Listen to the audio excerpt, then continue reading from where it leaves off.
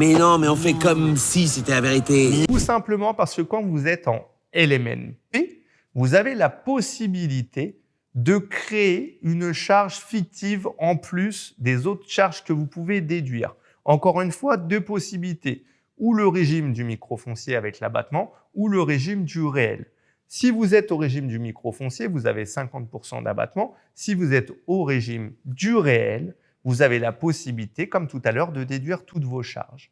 En plus de ça, vous pouvez déduire des amortissements qui sont une charge comptable. Ce n'est pas une charge existante réellement, c'est une charge que le comptable va mettre en déduction des loyers que vous encaissez. Il va se dire votre bien vaut 100 000 euros.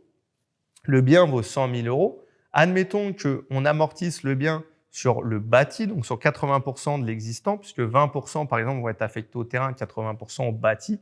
Après, ce sera l'expert comptable de déterminer la part du bâti et la part du terrain. Vous ne pouvez réaliser des amortissements que sur le bâti. Donc prenons 80%.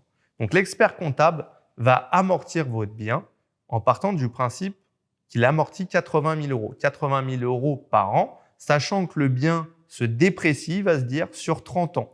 Votre bien perd de la valeur sur 30 ans. Tous les ans, sur ces 80 000 euros, sur 30 ans, on va pouvoir créer une charge. Ça doit faire un peu plus de 2 000 euros. Donc tous les ans, vous allez pouvoir déduire des loyers